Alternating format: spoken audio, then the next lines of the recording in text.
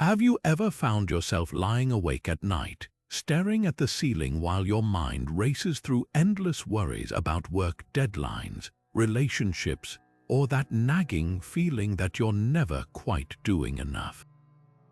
You're not alone. In a world that moves faster than ever, where notifications never stop and expectations keep climbing, stress and anxiety have become silent companions for so many of us.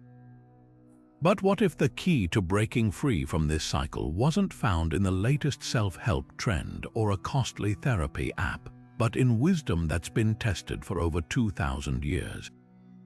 That's where Stoicism comes in. This ancient philosophy, practiced by Roman emperors, slaves, and thinkers alike, wasn't about suppressing emotions or pretending life was perfect.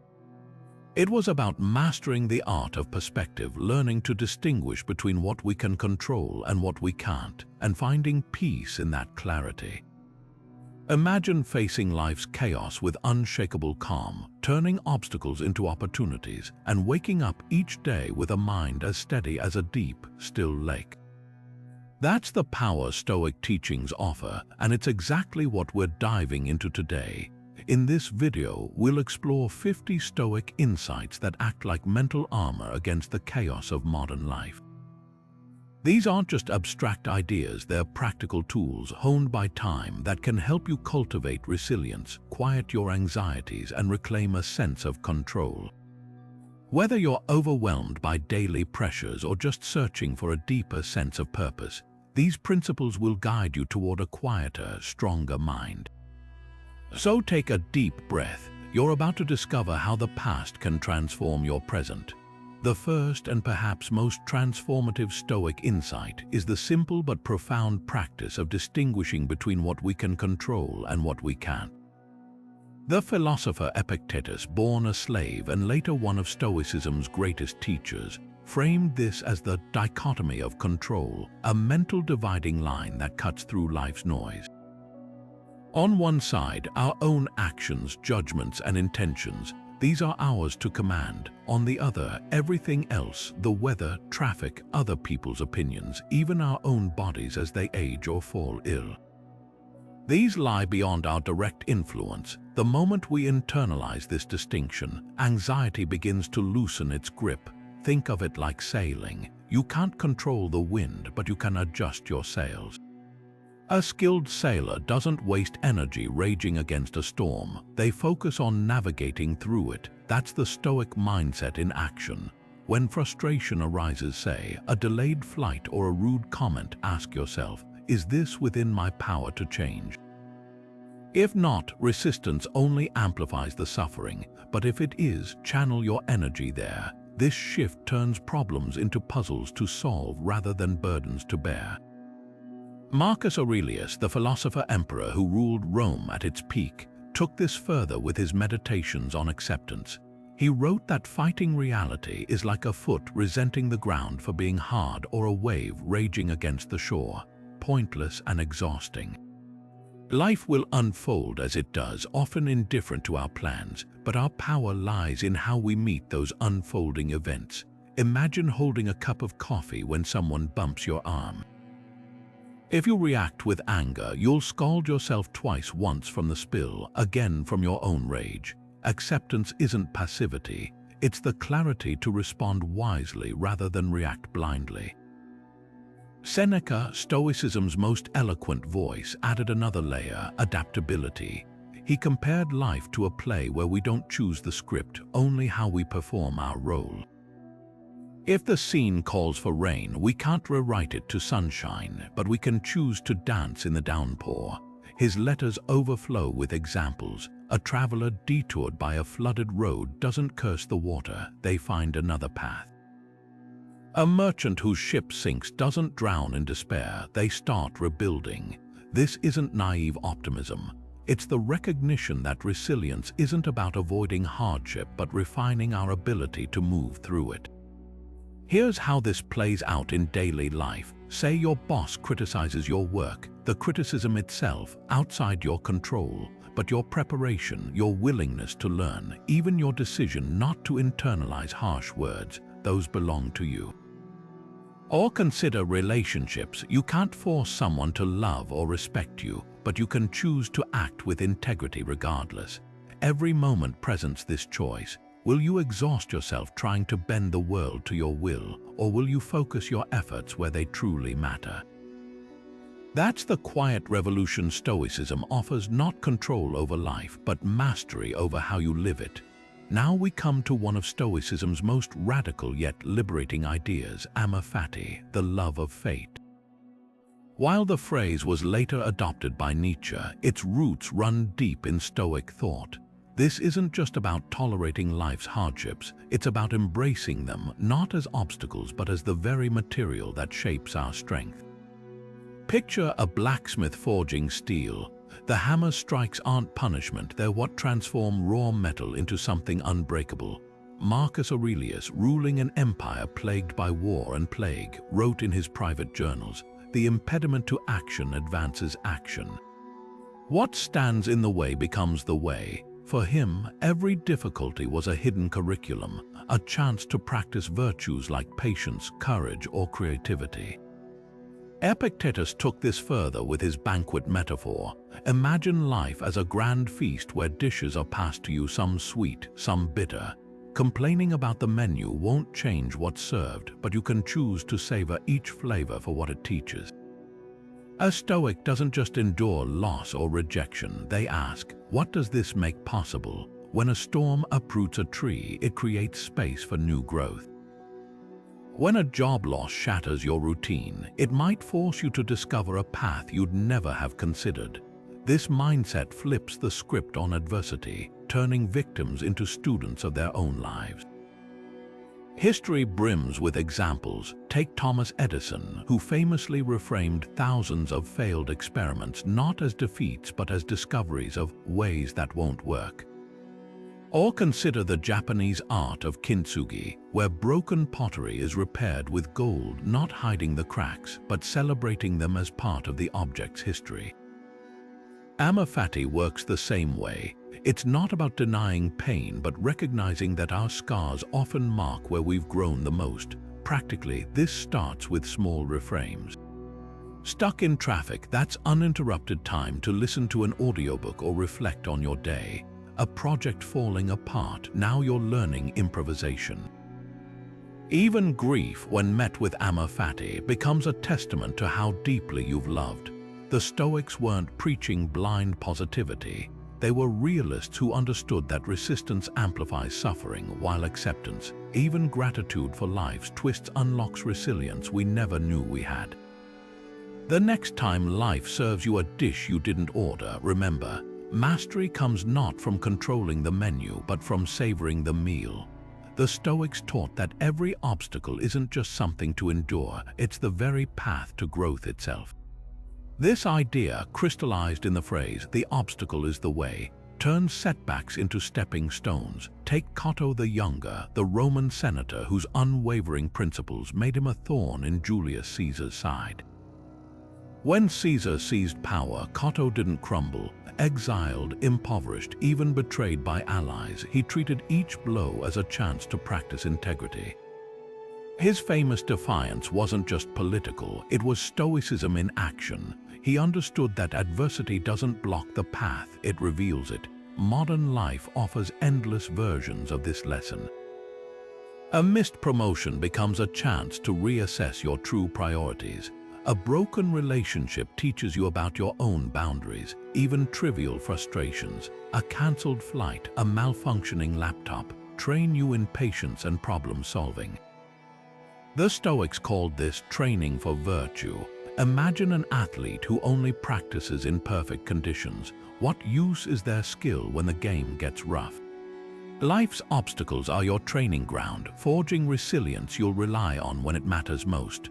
One powerful Stoic tool for this is negative visualization, or premeditatio malorum, the deliberate practice of envisioning worst-case scenarios. This isn't pessimism, it's mental inoculation. Seneca would routinely reflect on losing his wealth, his status, even his loved ones. By mentally walking through these possibilities, he stripped them of their power to shock. When exile or betrayal came, and they did, he wasn't paralyzed. He'd already rehearsed his response. Try this today. Pick a challenge you dread, a job loss, a health scare, a public failure. Now imagine it happening in detail. How would you adapt? What strengths would you call on? The exercise does two things. First, it diminishes fear by making the unknown familiar.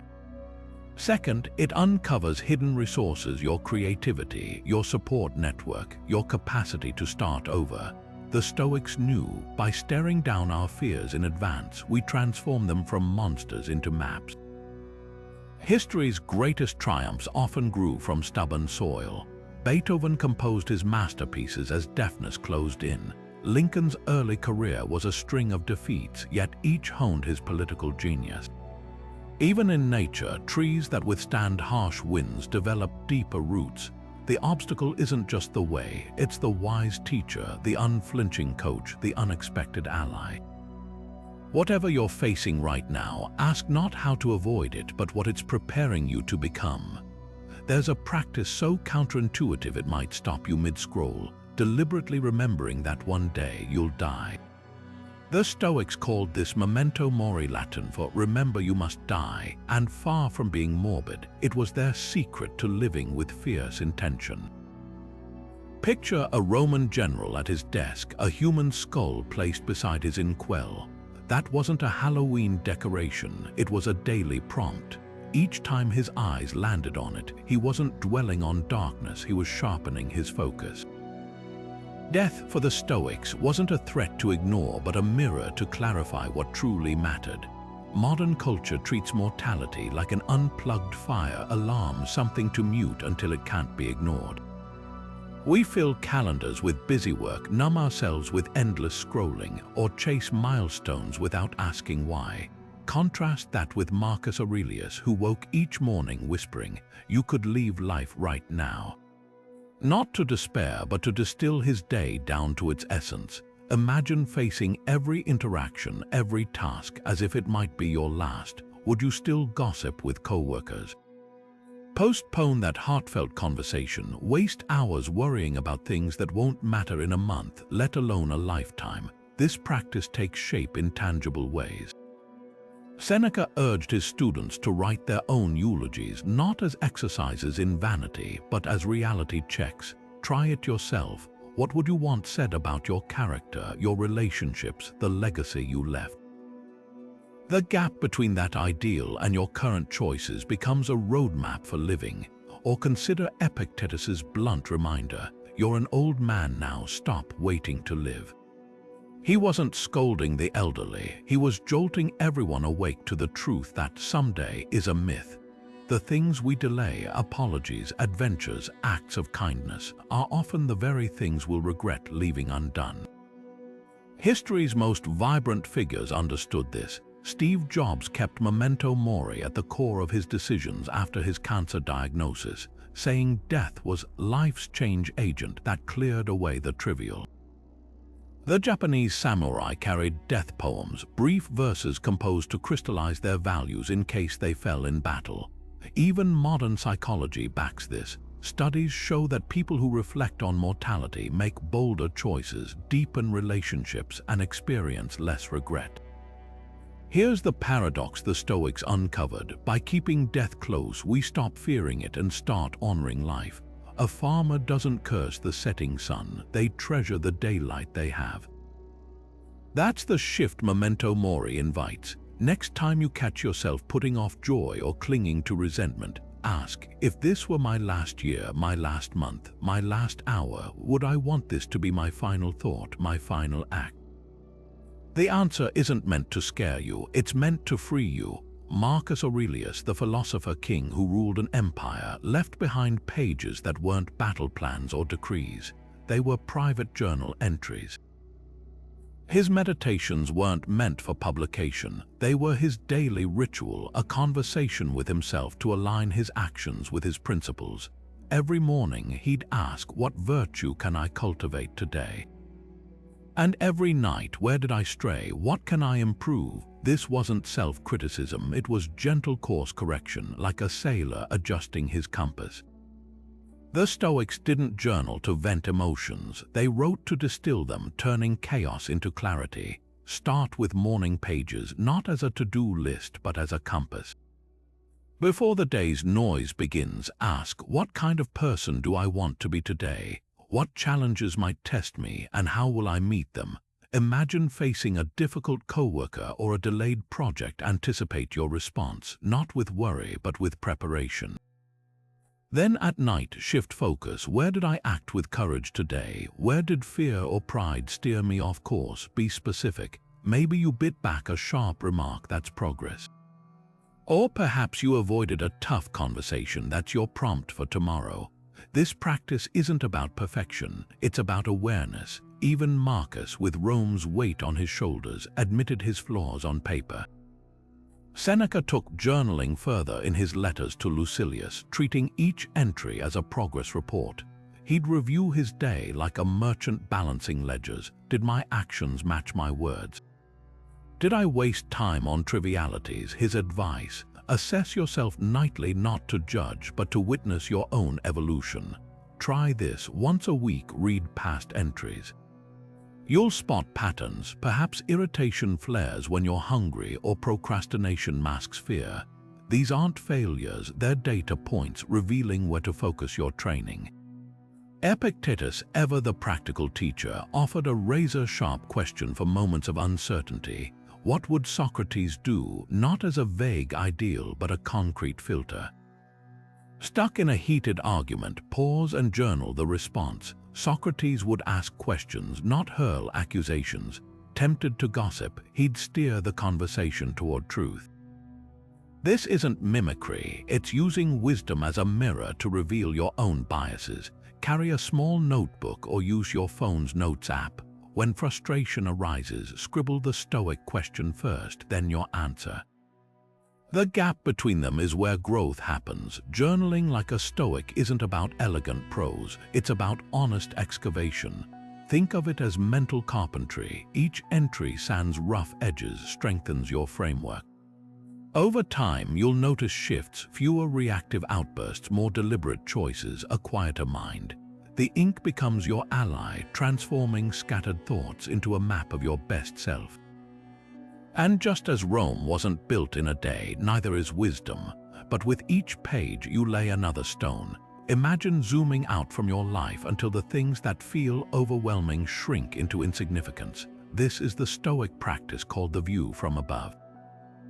Picture your stress, your conflicts, your daily irritations as if you were looking down from a mountaintop, or better yet, from orbit. Astronauts describe something similar. The overview effect, where seeing Earth as a fragile blue marble dissolves national borders and personal grudges. Suddenly, that argument with your neighbor over a parking spot seems absurd when viewed against the vastness of the cosmos. The Stoics weren't waiting for space travel. They cultivated this perspective mentally, like an internal telescope for the soul. Start with something small, a rude email, a long queue at the grocery store. Now pull back mentally. See yourself from across the street, then from a plane window, then from the edge of the atmosphere. The smaller that moment becomes, the clearer it is how little power it holds over your peace. Marcus Aurelius practiced this daily, writing, "Look at things as if seeing them for the first or last time." He'd imagine bustling marketplaces reduced to silent ruins, empires turned to dust not to despair, but to realize how fleeting today's troubles truly are. Take it further, project forward 100 years. Will anyone remember your promotion or that passive-aggressive comment from a colleague? Likely not. But the kindness you showed, the courage you mustered, those ripple outward in ways you'll never trace. Seneca wrote of this as time's vantage point, urging his students to judge their actions not by today's standards but by how they'd appear to future generations. A modern example, the quicksilver outrage of social media. That viral post you're agonizing over will vanish into the digital abyss by next week, but the hours you spent mentoring a friend or crafting something meaningful, those compound. This isn't about dismissing your feelings, it's about context. Think of a chessboard. Up close, losing a pawn feels catastrophic. From a distance, you see it's just one move in a larger strategy. The Stoics used this mental shift to neutralize anxiety's grip. Next time you're spiraling, try it, breathe, then visualize your worry as a tiny speck in the grand sweep of history. Does it still demand the same weight? The irony, this technique doesn't make life feel smaller. It makes you feel bigger. Like an astronaut gazing at Earth, you start to see connections instead of divisions. That colleague who annoyed you, they're fighting battles you can't see. That setback, a single thread in a tapestry still being woven. The view from above doesn't erase problems. It reveals their true scale, freeing you to focus on what lasts. Here's a thought experiment. What if the luxuries we avoid losing, the cozy bed, the endless snacks, the perfect thermostat setting, are actually weakening us? The Stoics pioneered a counterintuitive practice called voluntary discomfort, deliberately choosing hardship to fortify the mind against life's inevitable storms.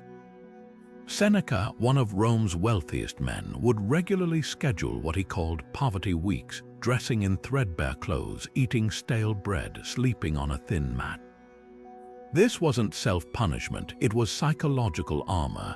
By temporarily relinquishing comfort, he proved to himself again and again that happiness wasn't tied to external conditions. If he could endure lack by choice, involuntary deprivation would never break him. Consider cold showers, a modern equivalent of this ancient drill. That first icy blast triggers every instinct to flee.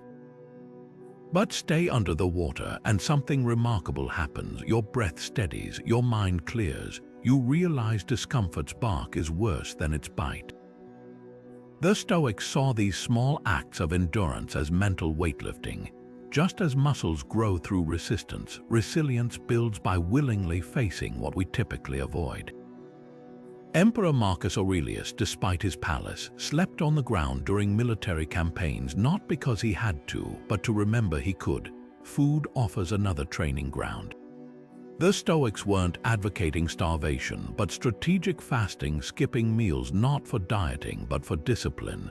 When hunger pangs strike, instead of reflexively reaching for snacks, pause.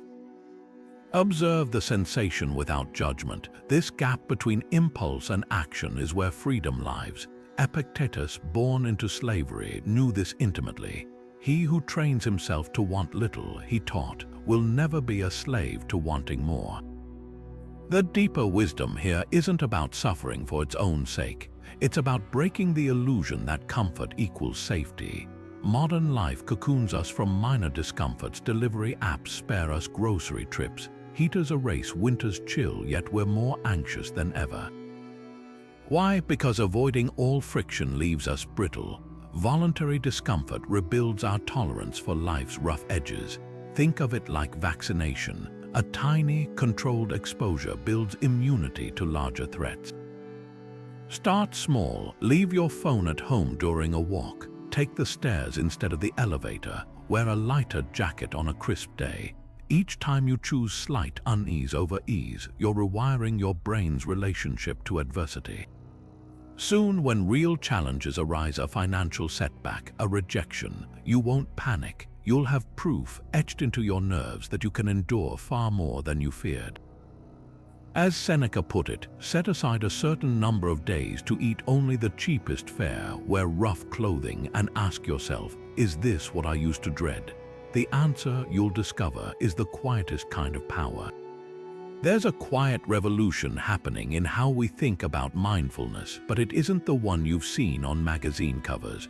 While modern mindfulness often focuses on observing thoughts without judgment, the Stoics practiced something sharper, prosoch, a relentless attention to the judgments themselves. Imagine standing at a riverbank. Mainstream mindfulness teaches you to watch thoughts float by like leaves on the water. Stoicism, though, urges you to inspect each leaf before it even hits the current, to ask, is this true? Is this useful? Epictetus called this the discipline of assent, the moment between stimulus and response where freedom lives. Consider how this plays out in daily life. Someone cuts you off in traffic. Modern mindfulness might say, notice your anger without attachment. The Stoic goes further. Why am I labeling this as bad? Is the other driver's action within my control? Could they be rushing to a hospital? This isn't just awareness, it's active interrogation of the stories we tell ourselves. Epictetus trained his students to pause like a gatekeeper at the mind's door, questioning every impression before letting it in. That split-second hesitation, what neuroscientists now call the pause and plan response, is where emotional mastery begins. Marcus Aurelius refined this with a deceptively simple question. What is this thing in itself, not the story we layer onto events, but their raw essence? A rainstorm isn't ruining your day, it's water falling from the sky. A critical email isn't an attack, it's pixels on a screen waiting for your interpretation. Marcus would dissect stressors like a scientist examining specimens under a microscope, stripping away emotional distortion to see the neutral facts beneath. His journals show this, repeatedly reframing palace intrigues as just people acting from their own ignorance, or pain as a sensation, not a verdict. Here's the power of this practice. It doesn't just reduce stress, it reclaims agency. Think of two co-workers receiving the same negative feedback. One spirals into self-doubt, weaving a narrative of incompetence. The other, trained in prosody, pauses to ask, is this feedback accurate? What part can I use to improve? What part reflects the giver's biases? The event is identical, the suffering is optional. Modern psychology echoes this with cognitive behavioral therapy's core premise that thoughts, not events, dictate emotions. The Stoics were pioneers of this principle 20 centuries earlier. Try this today. When irritation or anxiety flares, borrow Marcus' lens. Write down the trigger, then describe it in purely objective terms, no adjectives, no interpretations. Next, list the judgments you're making. This is unfair. I can't handle this. Now cross-examine them like a lawyer. What evidence supports this? Is there another explanation? You'll often find the emotional charge dissolving, leaving clarity in its wake. The goal isn't to eliminate feelings, but to ensure they're servants, not masters, guiding you toward wisdom rather than dragging you into chaos. Epictetus offered a striking metaphor for this. Don't let the tyrant's sword frighten you. Let your own judgments frighten you. In his time, literal tyrants could order executions. Yet even then, he argued, the real danger wasn't the blade, it was the panic we consent to in our minds. Today's tyrants might be looming deadlines or social slights, but the principle holds. By mastering the discipline of assent, you disarm them before they ever strike. Stoicism distilled life's chaos into 4 pillars: courage, temperance, justice, and wisdom, not as abstract ideals, but as daily tools for navigating modern minefield. Let's start with courage, which the Stoics defined not as recklessness, but as fear met with reason. Picture a junior employee spotting unethical practices at work. The easy path is silence, rationalized as keeping your head down. But Stoic courage asks, what's the worst that could happen if I speak up? Maybe retaliation, but also the possibility of fixing a broken system. Epictetus, who endured slavery, framed courage as seeing danger where it truly lies. For him, real peril wasn't in losing status or comfort, but in betraying one's principles. Today, this might mean declining an unethical client despite revenue targets or setting boundaries with a toxic relative. Courage isn't the absence of fear, it's the quiet voice that says, this matters more.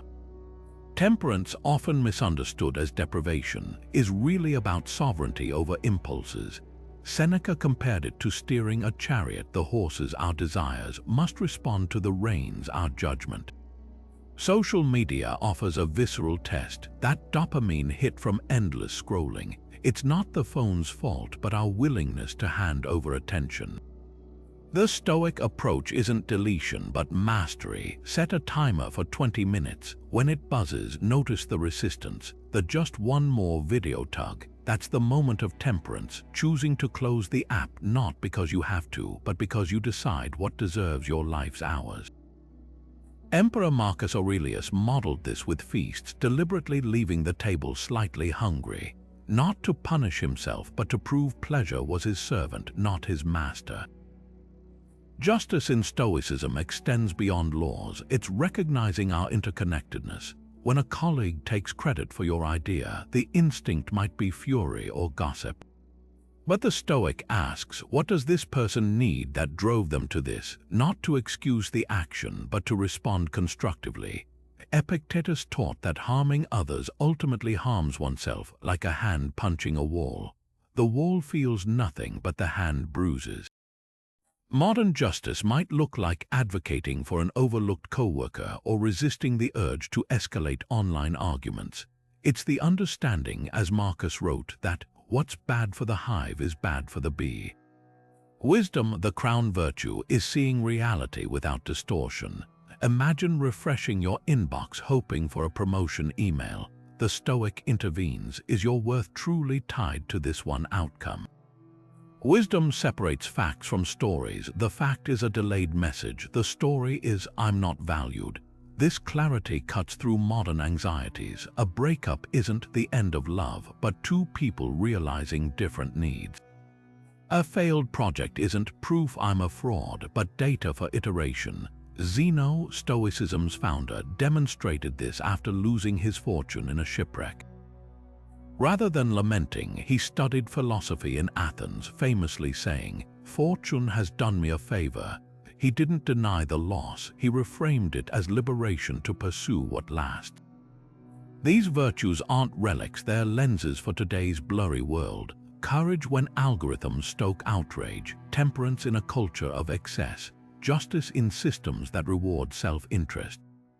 Wisdom to distinguish signal from noise. The Stoics didn't promise these would make life easy, but that they'd make you equal to it. As Marcus scribbled in the dead of night on campaign, waste no more time arguing what a good person should be. Be one. Visualizing your life as a series of concentric circles transforms abstract philosophy into a practical compass, what the Stoics called the circles of influence and concern. At the core lies the smallest ring, your actions, choices, and judgments. These are yours to command. The next ring expands to things you can partially influence: team projects at work, your child's education, local community issues. Then comes the vast outer circle, global politics, others' opinions, the past, even the weather, realms where your control evaporates. The friction of modern life often comes from pouring energy into the outer rings while neglecting the inner ones. Imagine clutching a handful of sand. The tighter you grip what you can't hold, the faster it slips away. Eisenhower's urgent/important matrix mirrors this ancient insight with uncanny precision. Tasks labeled urgent and important, like crises or deadlines, map to your inner circle. Important but not urgent, these are your growth zones: exercise, deep work, nurturing relationships. Urgent but unimportant, someone else's emergency, endless notifications, these bleed energy from your core. The final quadrant, pure outer circle, gossip, doom scrolling, fretting over things you'll never sway. What makes both systems revolutionary is their insistence that prioritizing isn't just about time management.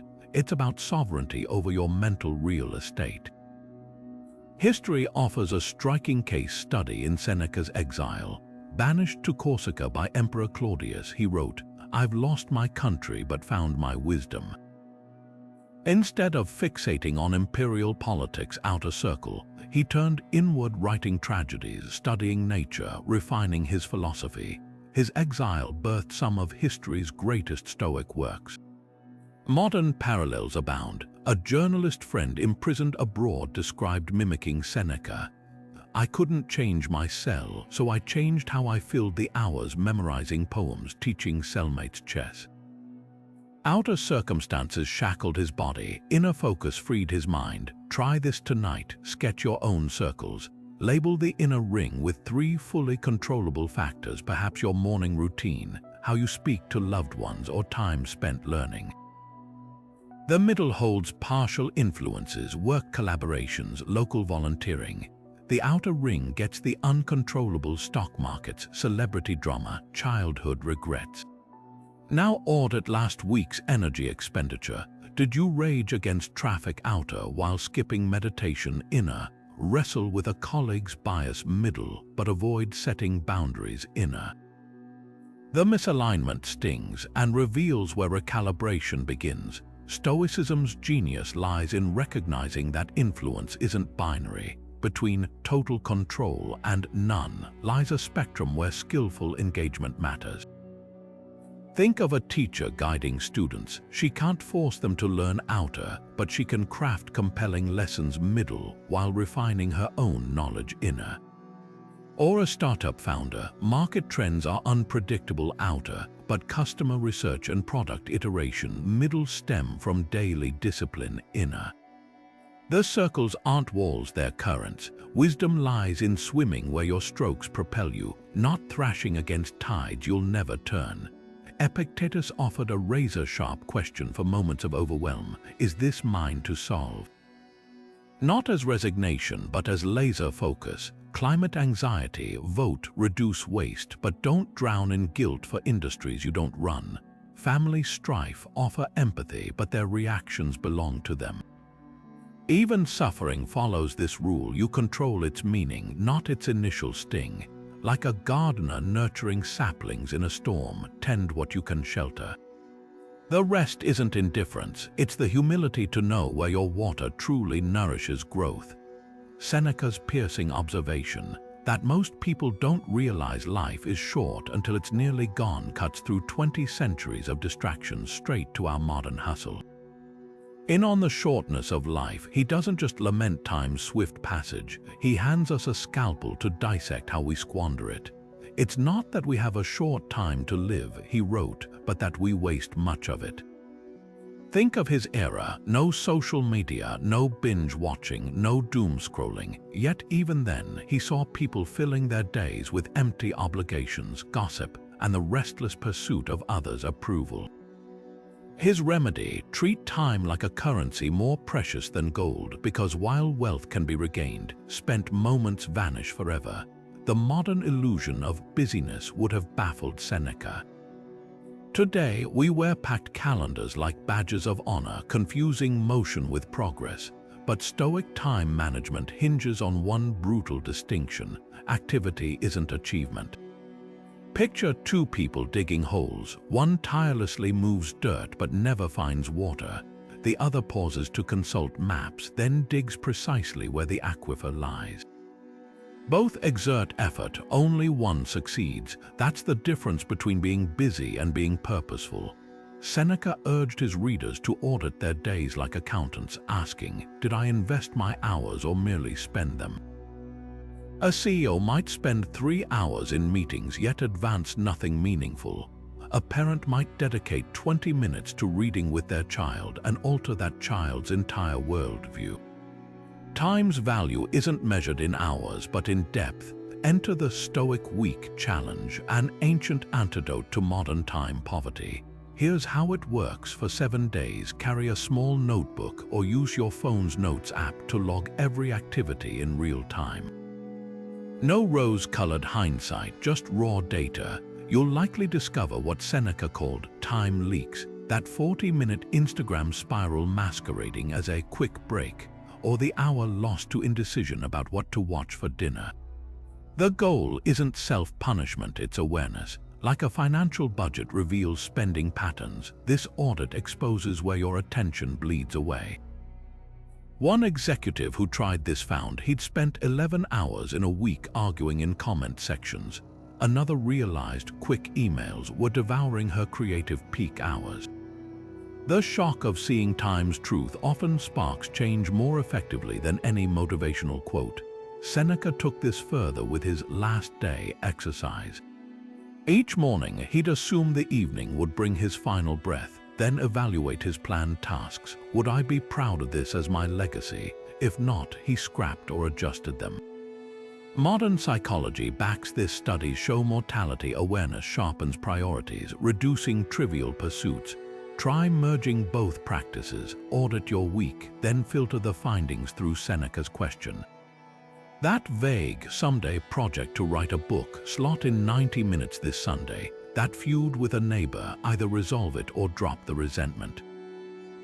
Time management to the Stoics wasn't about efficiency hacks. It was about confronting the fact that every later is a gamble against an uncertain future. The stark beauty of Stoic time philosophy lies in its liberation. When you stop conflating busyness with meaning, you reclaim the right to say no. Meetings without agendas, shallow socializing, tasks someone else could do. These aren't obligations but choices. Seneca's student Lucilius, overwhelmed by public duties, received this advice: retire into yourself as much as possible.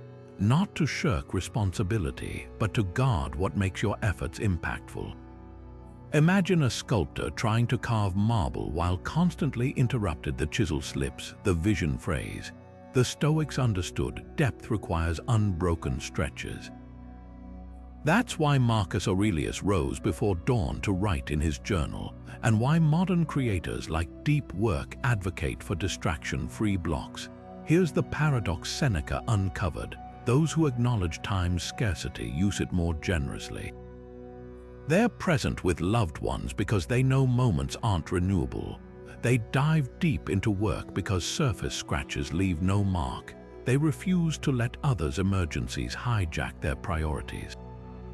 Your turn. Start the Stoic week today. When you catch yourself drifting into autopilot, hear Seneca's voice. You're arranging the very thing you fear running out of time by doing exactly what hastens its arrival.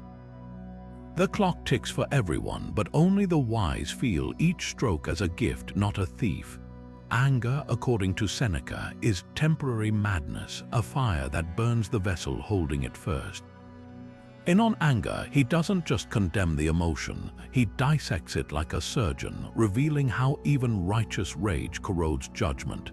Picture this: your colleague publicly dismisses your idea in a meeting. Heat floods your cheeks, your pulse races. Classic anger physiology. Here's where Stoicism intervenes with its first weapon, the pause. Seneca advised counting to 24, the letters of the Greek alphabet, before reacting. Not to suppress the feeling, but to let the chemical storm pass. Modern neuroscience confirms this. The amygdala's fight or flight response peaks within seconds, then ebbs. That delay is your lifeline. One tech executive who adopted this told me how it transformed boardroom conflicts.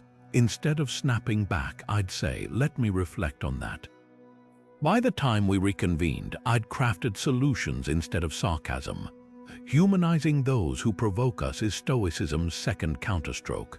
Marcus Aurelius practiced this relentlessly, scribbling reminders like, "When someone offends you, ask what pain drives them." He wasn't making excuses for bad behavior, he was protecting his own peace. Imagine a driver cutting you off. The default narrative, a jerk, but the Stoic narrative. Maybe they're rushing to a sick child, or they're an exhausted nurse after a double shift. This isn't naive optimism, it's strategic empathy. A teacher shared how this reframe changed her classroom. When a student acted out, I stopped taking it personally and started asking, "What's hurting you?" 9 times out of 10, there was trauma underneath. Marcus took this further with his physics drill, viewing offenders as leaves blown by winds of circumstance, lacking true agency.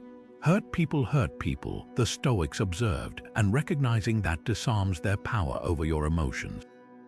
Now to role-play Stoic anger management in action. Scenario 1, a client emails, your work is amateurish. Pre-Stoic response, a defensive novel or seething silence. Stoic playbook. Step 1, physical withdrawal. Seneca urged walking away until your face relaxes. Step 2, interrogate the critique. Is there a kernel of truth? If so, extract it like a surgeon removing shrapnel.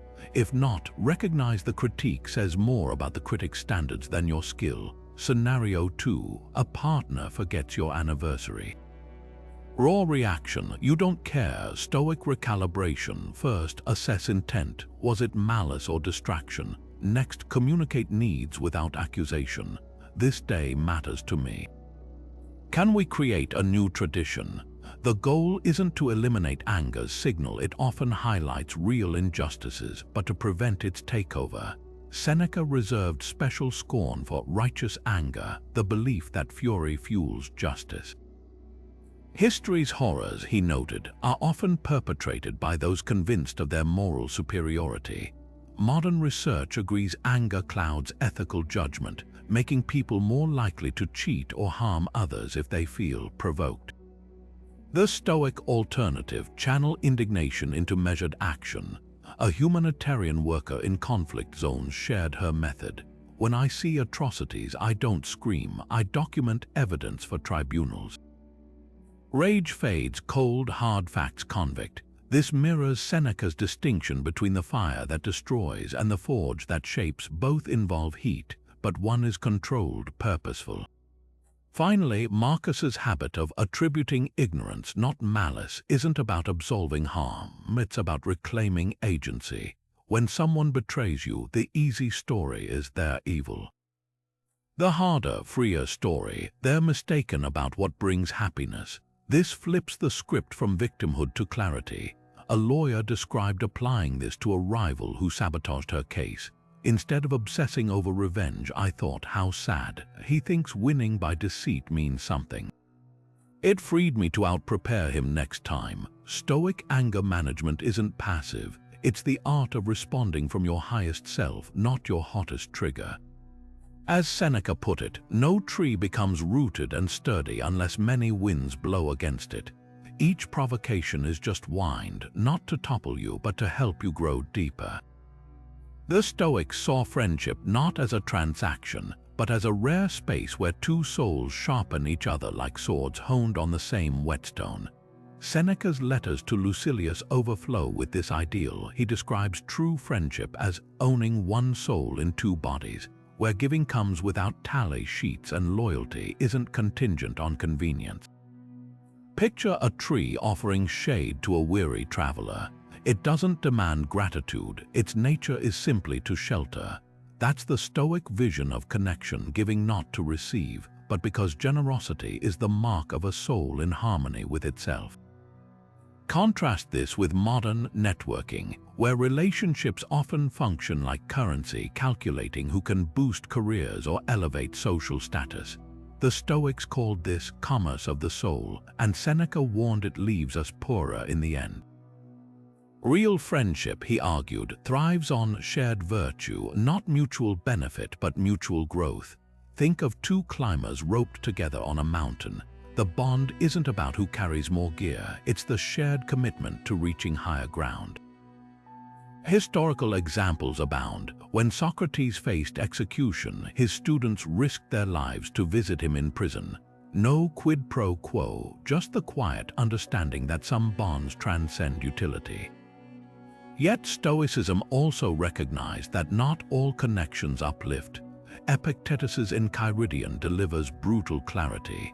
If someone brings you down, remember you're free to walk away. This wasn't advocating isolation but discernment. Imagine tending a garden. You wouldn't let weeds choke your roses simply because they sprouted nearby.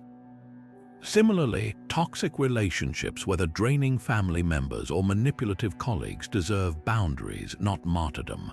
A modern therapist might frame this as detaching with love. Epictetus phrased it more bluntly: why chain yourself to what corrodes your peace? Practical application: start with Seneca's gift test. Next time you help a friend, check your motives. If there's even a whisper of expectation, like hoping they'll reciprocate or boost your reputation, it's not pure giving. Then apply Epictetus's energy audit. After interacting with someone, do you feel expanded or depleted? One tech CEO shared how this transformed her leadership. I stopped attending industry mixers where people just traded business cards.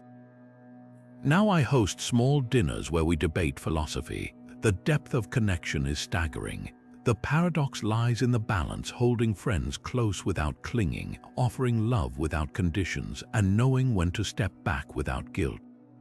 As Marcus Aurelius wrote while ruling an empire, what's good for the hive is good for the bee. In friendships that matter, your growth and theirs aren't competing interests, they're the same journey. Imagine someone handing you a rotten fruit. You wouldn't instinctively clutch it to your chest, you'd recoil. Epictetus argued our minds work the same way with insults and provocations. He called this hypolepsis the art of withholding judgment, the split-second pause where we choose not to accept the gift of someone else's negativity. His famous metaphor cuts deep. If someone hands you judgment and you don't take it, who owns it? The one who tried to give it. Every barb, every rude comment is like that rotting fruit. It only poisons you if you accept it. Cato the Younger, the Stoic senator, turned this into high art. Once, an opponent spat in his face during a heated debate. The crowd gasped, waiting for Cato's furious retaliation.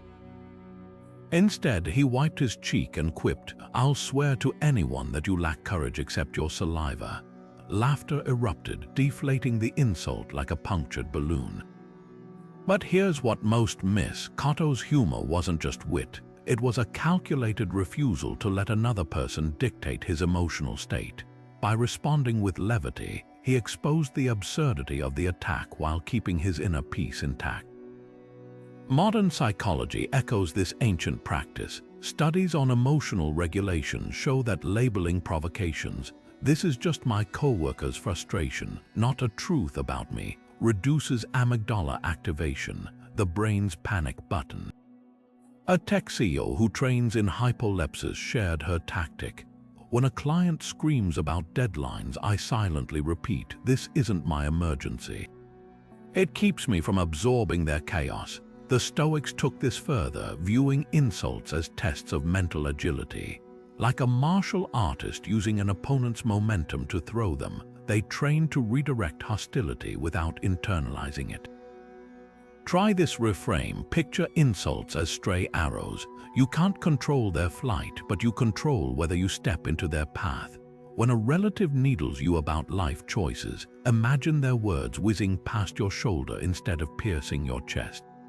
Epictetus advised his students to prepare like gladiators, not for combat but for composure. If someone says you're a donkey, he chuckled, "Don't argue. Just don't bray in response." The deeper lesson: your worth isn't determined by others' misperceptions any more than a diamond is dimmed by being called glass. Silence, too, is a weapon of the wise. Marcus Aurelius scribbled in his journals, "The best answer to anger is silence," a tactic he employed when senators provoked him. Not passive avoidance, but deliberate denial of the oxygen drama craves. Think of Gandhi's nonviolent resistance or the grey rock method, used in modern psychology, depriving toxicity of engagement until it starves. A teacher shared how this transformed classroom bullies. "When I stopped reacting to their antics, they moved on. My indifference was kryptonite to their need for attention."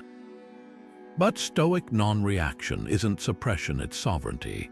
When comedian David Letterman faced scandal, his monologue addressed it with one line, "Folks, I'm just trying to keep my side of the street clean." No defensiveness, no fuel added to the fire. That's hypolepsis in modern dress, acknowledging the storm without letting it flood your house.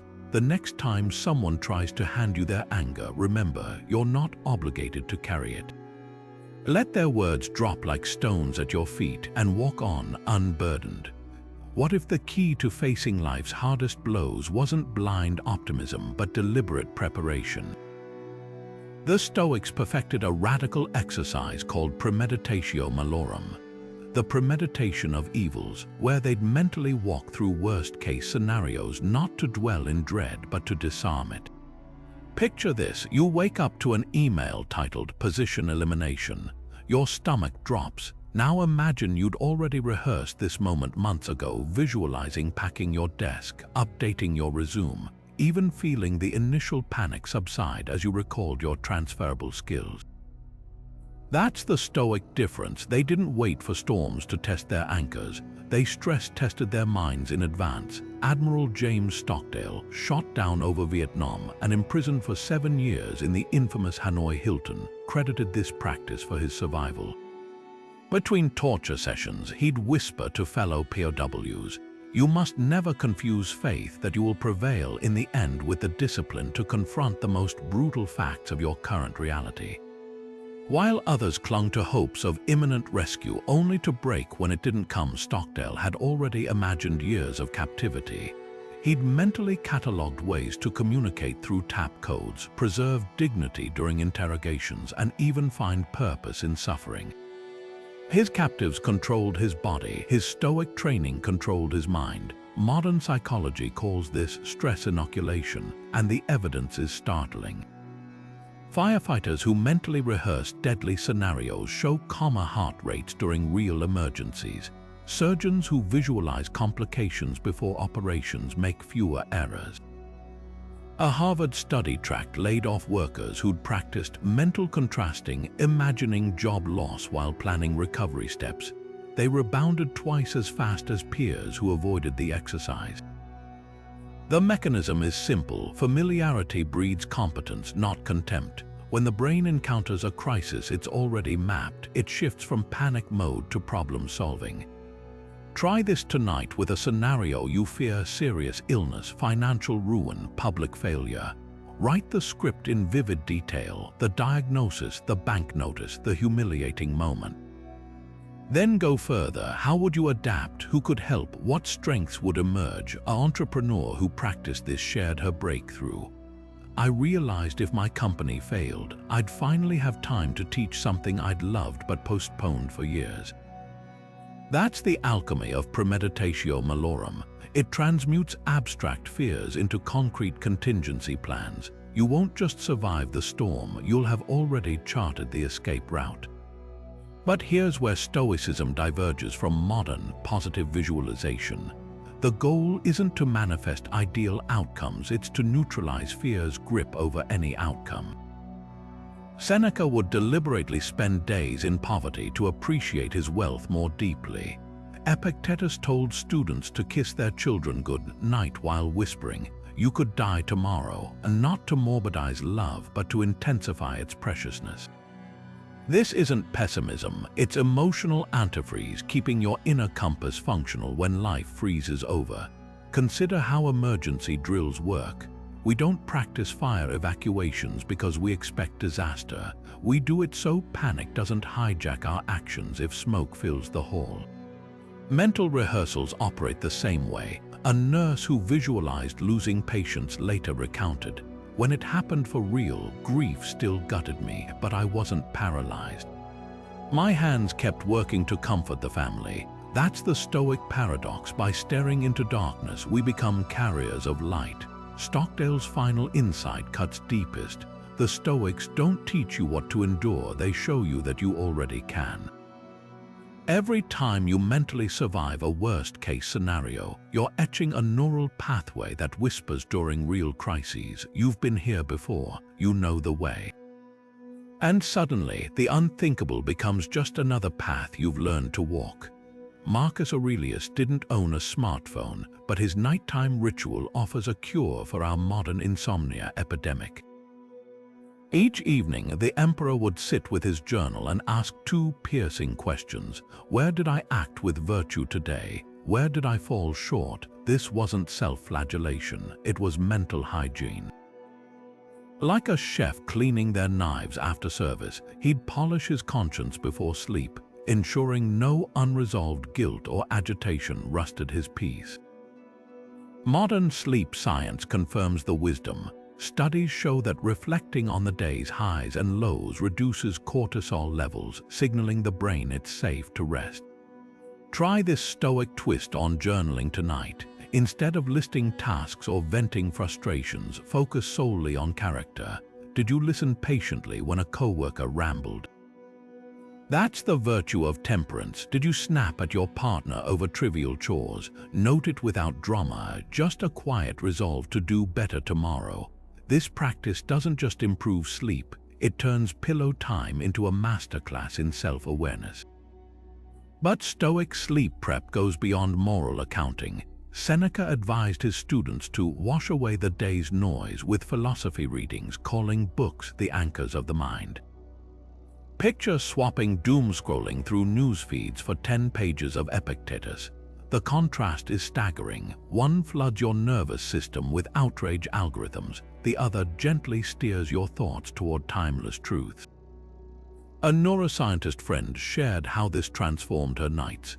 Reading meditations before bed is like swapping espresso for chamomile. My dreams even changed: less chaos, more clarity. The Stoics knew what blue light research now proves. What you consume in the hour before sleep seeps into your subconscious, shaping your mental soil for tomorrow's seeds. Gratitude was their other secret weapon. Roman Stoics practiced Epicurean, mentally returning gifts to their source. Before sleep, they'd recount kindnesses received: the baker's fresh loaf, a stranger's smile, even the sun's warmth. This wasn't just positive thinking, it was neurological alchemy. MRI scans reveal that gratitude practice activates the hypothalamus, regulating stress and sleep depth. A Marine veteran I met uses this ritual to quiet PTSD nightmares. I name 3 things that didn't suck about the day. Sometimes it's just the coffee was hot, but it rewires my brain to spot light in the dark. The Stoics took it further, thanking challenges to the rude client who tested their patience, the missed train that taught adaptability. By reframing irritations as tutors, they dissolved resentment before it could poison their rest. Digital detoxing might sound modern, but Seneca's letters rage against his era's version: late-night gossip sessions and political scheming that left minds churning like spoiled milk. His remedy: a strict curfew on mental pollution. Today's equivalent isn't just avoiding screens, it's guarding your last waking thoughts like a palace gatekeeper. One CEO client replaced bedtime emails with a to-be list: tomorrow, I'll be curious in meetings, present with my kids, courageous in hard conversations. This subtle shift, from what you'll do to who you'll be, turns sleep into a cocoon for character growth. Your unconscious mind chews on these intentions like midnight compost, breaking them down into next-day wisdom. The profound insight behind these rituals: sleep isn't just rest, it's integration. The Stoics treated those final waking minutes as sacred limbo, where the day's lessons could either ferment into wisdom or fester into anxiety. They'd have laughed at our notion of powering down with Netflix. To them, tonight's wind down was tomorrow's foundation. A teacher in Athens might end his day reciting Zeno's maxims. A soldier on campaign would visualize dawn's duties with calm precision. Your version might be 5 minutes of breathwork, a paragraph of Plutarch, or simply naming one way you grew today. The form matters less than the function, crossing the threshold of sleep not as a weary casualty of the day, but as its conscious architect. The Stoics painted their ultimate ideal not as a distant deity, but as a sage, a figure who navigates life's storms with unshakable wisdom. Yet here's the crucial twist: they never claimed to be sages themselves. Marcus Aurelius, despite his imperial power, wrote privately of his flaws. Epictetus, the enslaved-turned teacher, admitted he still lost his temper. This humility reveals Stoicism's beating heart. It's not about perfection, but progress. Think of the sage as a compass, not a destination. A mountaineer doesn't curse themselves for not yet summiting Everest. They measure growth by each camp advanced. That's the Stoic mindset, judging yourself not by how far you still must go, but by how much you've already climbed.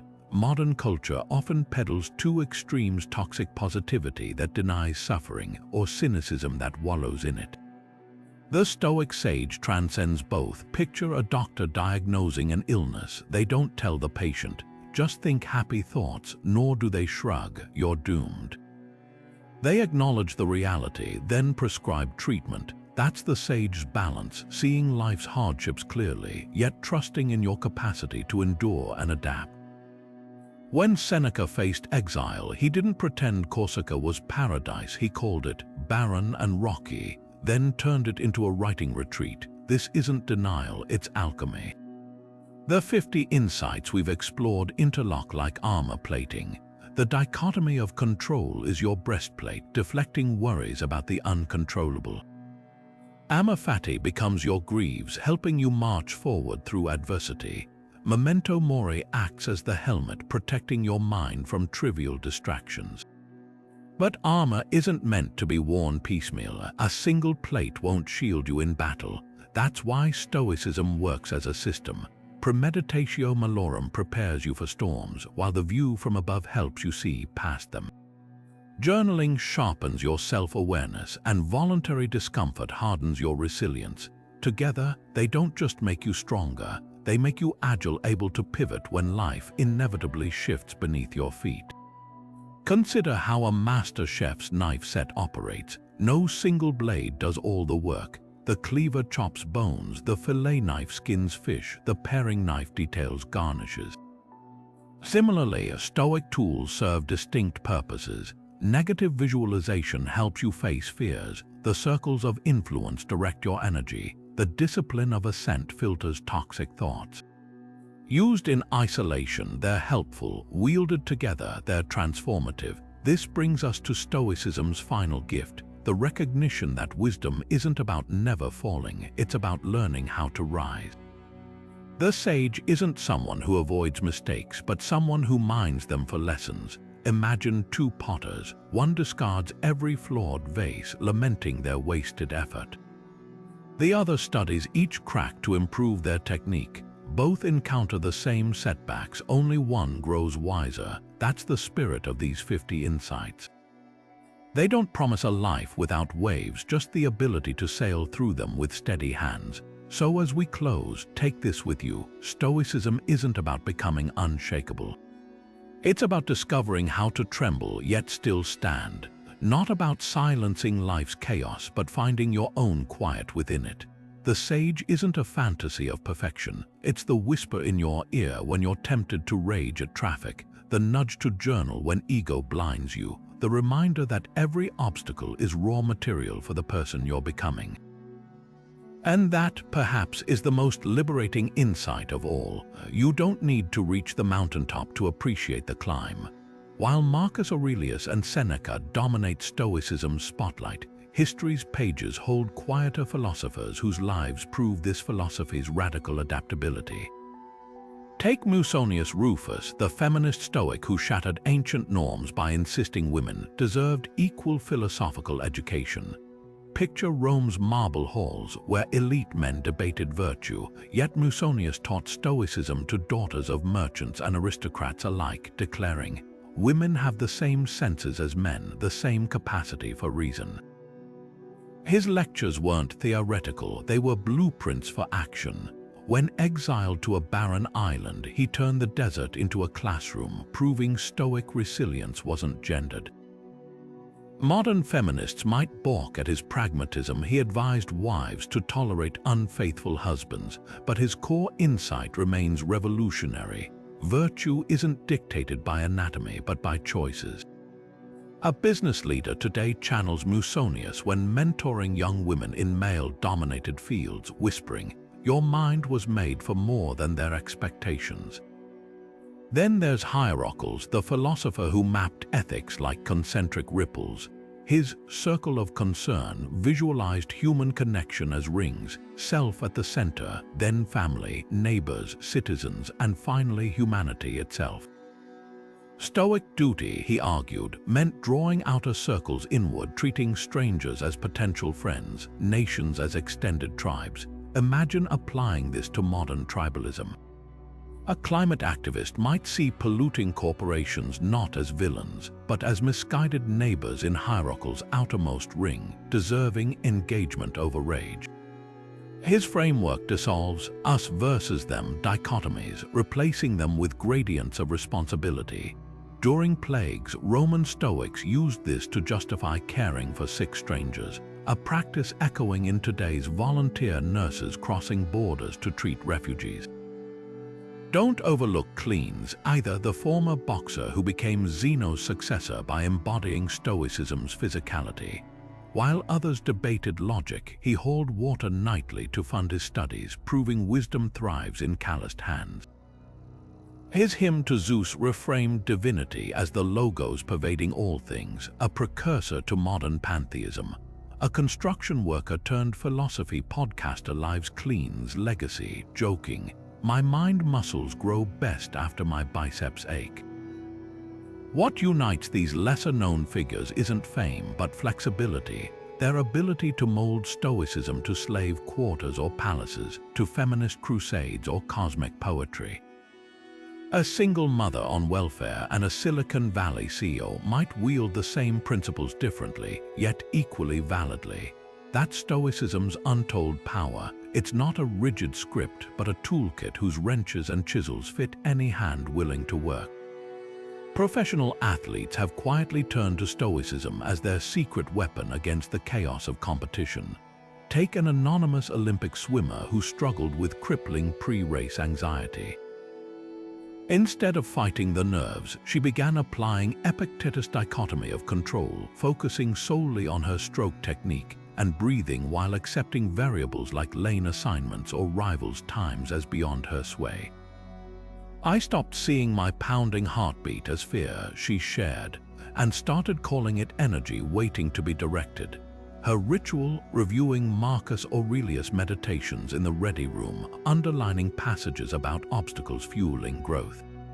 The result wasn't just medals, it was the ability to sleep through thunderstorms after years of insomnia. In corporate boardrooms, Stoicism resurfaces as an antidote to decision fatigue. A Fortune 500 CEO who requested anonymity described how Amor Fati transformed his leadership during a product recall crisis. "Instead of panicking about blame, we asked, what does this failure make possible?" The team publicly acknowledged defects while launching an industry-first repair initiative, turning PR disaster into customer trust. His morning ritual includes Seneca's last day exercise, evaluating each meeting by asking, "If this were my final decision, would I make it with courage or cowardice?" Employees report the shift is palpable. One remarked, "He listens like someone who's already visualized losing everything, so he's not afraid to hear hard truths." Therapists are weaving Stoic practices into cognitive behavioral techniques with startling results. Dr. Alicia Cruz, a pseudonym, a clinical psychologist specializing in trauma, incorporates premeditatio malorum with patients grappling with health anxiety. "We role-play worst-case scenarios, not to catastrophize, but to identify actual coping resources," she explains. One patient haunted by cancer fears rehearsed everything from chemotherapy to hospice, eventually realizing, "I kept fearing the unknown, but the known, my family's support, my capacity for joy even in pain was enough." Cruz adapts the Stoic view from above for panic attacks, guiding patients to mentally zoom out until their triggers shrink to specks against life's vast canvas. Then there are the unsung practitioners like a teacher in Chicago who uses Musonius Rufus' gender-neutral philosophy to empower marginalized students. Her classroom walls display Stoic quotes alongside student interpretations. "My anger is my teacher," scribbled beside Seneca's writings on transforming rage into action. When a student shattered a window during an outburst, she didn't default to suspension. They rebuilt the frame together, discussing Epictetus' metaphor of damaged pottery becoming stronger at the broken places. The student later wrote, "I learned my hands could fix what they once broke." Even in hospice care, Stoicism surfaces in unexpected ways. Nurse Daniel Yename shares how Memento Mori helps families facing loss. We talk about Marcus Aurelius' concept of the banquet of life, that grief is the price of admission for love's feast. One daughter caring for her dying mother began keeping a joint journal, writing nightly entries about gifts returned, memories shared, forgiveness offered, even the simple comfort of holding hands. It didn't erase the pain, he notes, but it anchored her in meaning when the waves hit. These modern Stoics don't wear togas or quote Latin maxims at parties. They're ordinary people who have discovered that 2,000-year-old tools still cut through contemporary chaos. From athletes reframing pressure as privilege to nurses transforming mortality into a meditation on presence, the philosophy lives precisely where theory meets the pavement, in hospital corridors, Zoom calls, and the quiet moments before the starting gun fires. Their stories reveal Stoicism's untold superpower. It doesn't just help you survive life's storms, it teaches you to detect the rhythm in the rain. One of the loudest whispers about Stoicism, that it teaches emotional shutdown, couldn't be further from the truth. Picture a musician tuning their instrument. The goal isn't to silence the strings, but to harmonize them. That's the Stoic relationship with emotion. They distinguished between pathos, destructive passions like blind rage or wallowing grief, and eupathia, the good feelings cultivated through wisdom. Joy rooted in virtue, caution without panic, rational desire rather than craving. These weren't just allowed, they were the philosophy's flowering. Seneca's letters overflow with warmth, joking with friends, savoring sunsets, even advising Lucilius to embrace your loved ones more often. The Stoic sage wasn't a stone statue, but someone who could weep at a funeral without collapsing into despair, or celebrate success without clinging to it. Modern psychology's emotional regulation strategies mirror this, acknowledging feelings without being hijacked by them. Then there's the elitist myth that Stoicism was a rich man's hobby. History demolishes this. Epictetus, whose teachings anchor modern Stoicism, was born enslaved. His master, Epaphroditus, allowed him to attend philosophy lectures not out of benevolence, but because sharpening Epictetus' mind increased his property value. Even in chains, Epictetus grasped Stoicism's core truth. External circumstances don't define inner freedom. After gaining liberty, he chose austerity over wealth, teaching in a simple cloak and living in a hut with just a straw mat and clay lamp. His students weren't aristocrats but bakers, merchants, and former soldiers. Contrast this with Plato's academy, which excluded the poor. Stoicism's appeal was, and is, its accessibility. No gymnasium fees, no prerequisite libraries. Just a mind willing to train. Consider Musonius Rufus, exiled to a barren island under Nero. While other philosophers crumbled, he turned the rocky soil into a classroom, proving wisdom grows in any climate. His famous lecture, "Can Exile Hinder a Good Life?" wasn't theoretical. He lived it, teaching fishermen's children by drawing diagrams in the sand. Modern parallels abound. A single mother in Detroit shared how Stoicism helped her endure night shifts and eviction notices. Epictetus' question, "Is this within my control?" became my anthem. I couldn't change my boss's temper, but I could choose my response. Privilege isn't a Stoic requirement. Adversity is its proving ground. The myth of Stoic indifference also crumbles under scrutiny. When Zeno lost his fortune in a shipwreck, he didn't shrug. He reinvented himself, studying under Crates the Cynic and founding a school. This wasn't apathy, but adaptability. The Stoics cared deeply about justice, community, and self-improvement. Marcus Aurelius didn't ignore Rome's plagues. He funded hospitals while steadying his own grief.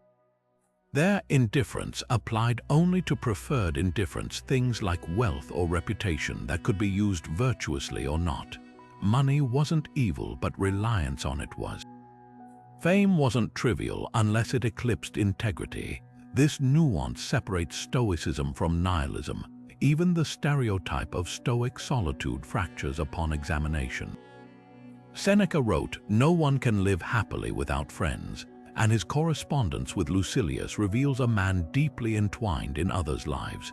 Stoic circles functioned like ancient support groups. Epictetus students met daily to dissect their failures and triumphs. Modern Stoic communities, from online forums to prison study groups, Chinese letter this tradition. A veteran recovering from PTSD described his Stoic book club as therapy without the price tag, where shared struggles forged resilience.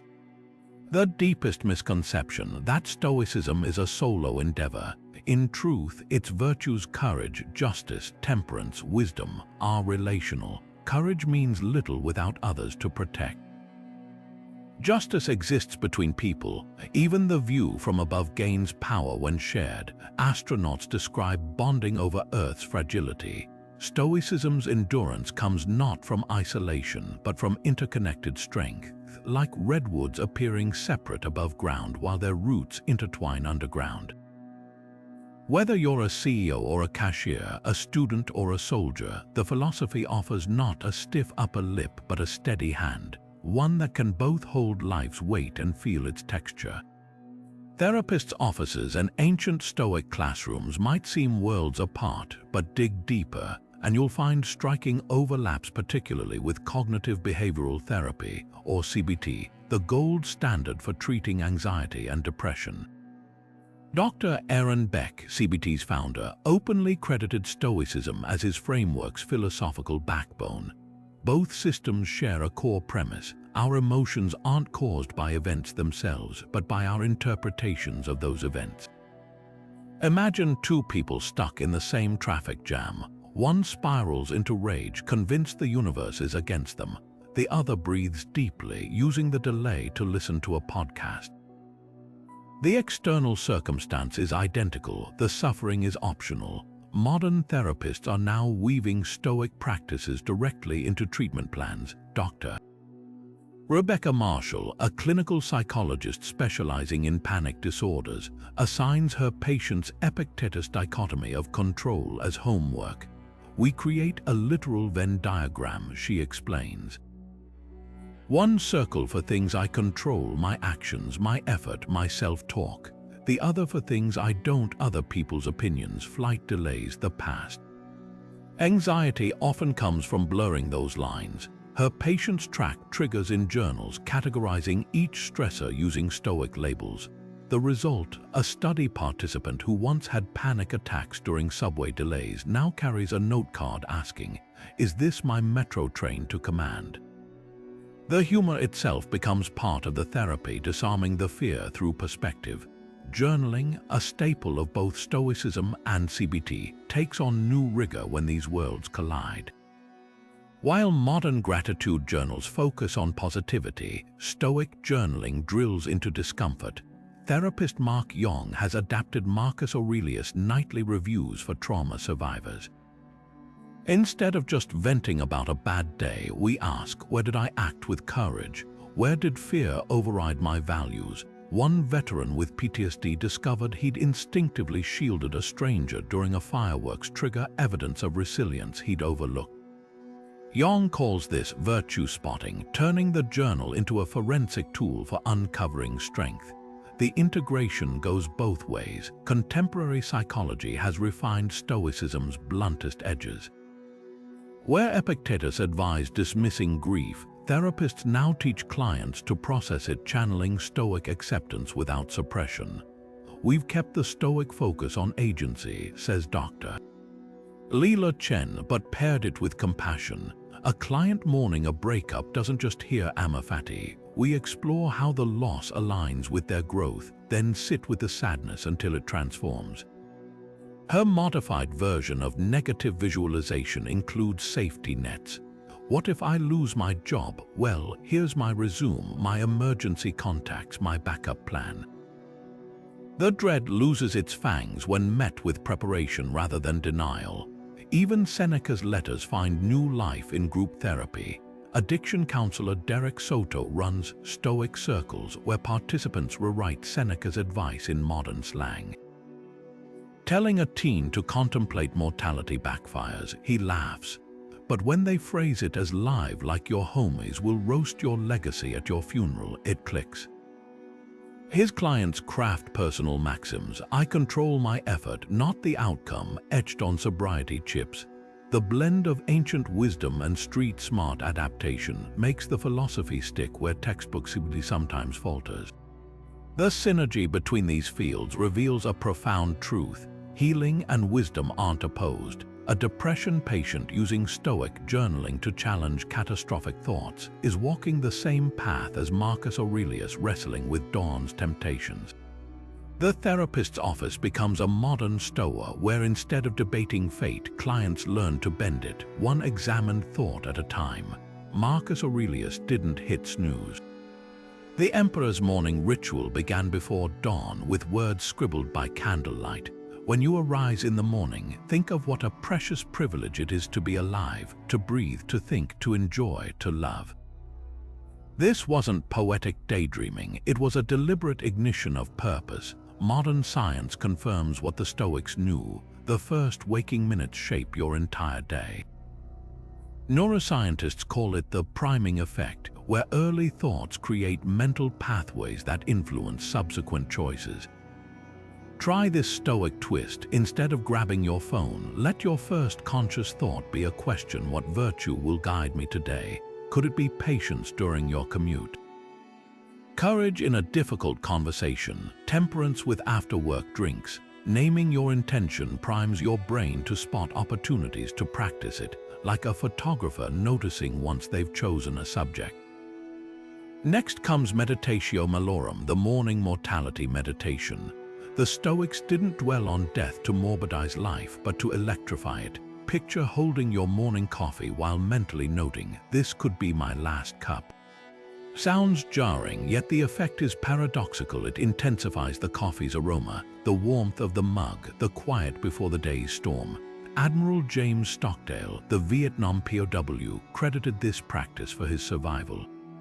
In his cell, he'd whisper, "I may never see my family again," then immediately follow with, "So how will I make this hour count?" Modern iterations might look like visualizing your commute as a final drive. Would you rage at traffic or savor the podcast you're hearing? This exercise strips away pettiness, spotlighting what truly matters. Research on temporal scarcity shows people who contemplate mortality waste 32% less time on trivial decisions, according to a Journal of Consumer Psychology study. Now the reserve clause, Stoicism's secret weapon against frustration. Ancient Stoics would mentally add "fate permitting" to every plan. "I'll finish the report by noon, fate permitting." "I'll make it to the gym, fate permitting." This isn't pessimism, it's psychological shock absorption. Epictetus compared it to packing a spare cloak for a voyage, not expecting shipwreck but ready if storms come. Modern life brims with examples. Your toddler spikes a fever before your big presentation. Flight cancellations strand you overnight. Instead of meltdowns, the reserve clause trains you to pivot with, "This is the fate permitting part." A Silicon Valley CTO shared how this transformed her leadership. "Now when servers crash, I skip the 'this shouldn't be happening' phase and go straight to solutions. Saved me 37% stress-related cortisol spikes last quarter." Combine these into a fluid ritual. 1. Awaken with purpose. 5 min. Light a candle or step outside. Ask, "What virtue will I cultivate today?" 2. Memento Mori moment. 2 min. Hold your breakfast utensil and think, "This could be my last meal. How do I want to savor it?" 3. Set intentions with reserve clause. 3 min. Write 3 daily goals, each followed by "fate permitting." Example, negotiate the contract calmly, fate permitting. The magic lies in sequencing. Mortality meditation clarifies priorities, virtue setting directs energy, and the reserve clause inoculates against disappointment. Like a blacksmith tempering steel, this trio of practices heat, hammer, and cool forges a day that bends without breaking. A nurse working night shift shared her adaptation. "Before sunrise naps, I visualize my evening shift as my last chance to comfort patients." Even exhaustion feels sacred now. Stoic mornings aren't about rigid productivity, they're about presence. The emperor writing by candlelight, the admiral in his cell, the nurse in her car. Each understood, mornings don't create your character, they reveal it, one intentional breath at a time. Seneca never logged into Twitter, but his letters could pass for a modern-day manifesto against algorithmic outrage. "Avoid the crowd," he warned Lucilius, describing how others' passions become contagious, how simply witnessing anger or panic can hijack your nervous system. Fast forward 2,000 years, and we've built digital arenas where those crowds never disperse, where outrage is monetized by feeds that reward our worst impulses.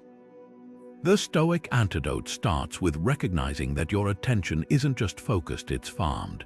Every scroll, pause, and click trains algorithms to serve you more of what triggers dopamine or indignation.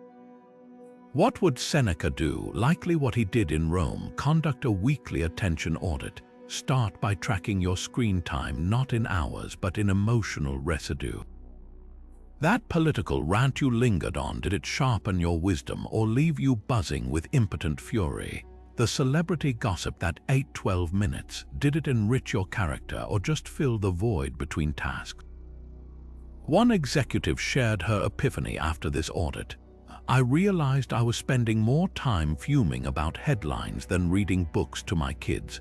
Tools like Freedom or Stay Focused can enforce boundaries, but the deeper work is Stoic discernment, asking whether each swipe aligns with your values or merely your vulnerabilities.